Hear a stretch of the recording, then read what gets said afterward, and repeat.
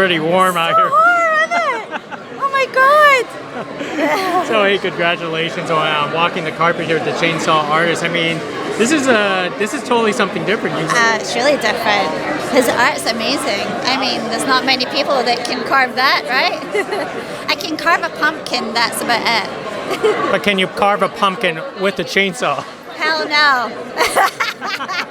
So have you taken a look around yet? I was just telling somebody else earlier that there's a few people in Scotland that introduced me to his art. So he has a few fans in Scotland, where I'm from, obviously. And it has a sort of medieval feel and look to it, and there's a lot of medieval architecture in Scotland, so I guess that's why we like it.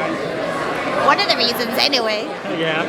Does his artwork inspire you in any way? Of course. I mean, how could it not inspire anybody? Because someone who can do that with a chainsaw, I mean, that's work.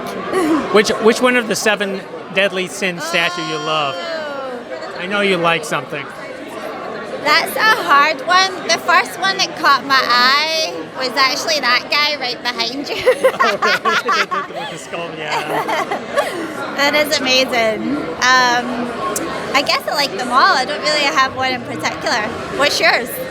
I don't know. I kind of like the was it Envy or Pride, the one with the mirror? That's pretty yeah, okay. Yeah, that one. I mean, they're all great. Yeah, they're all great. Yeah.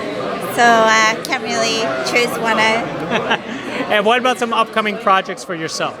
I'm actually doing a couple of them. I've been playing Marilyn Monroe on stage for quite some time, and I'm just about to do a podcast as the icon of, it's about her life, and doing 7-Year Itch, the play, and also doing a film about Marilyn. The director's here somewhere.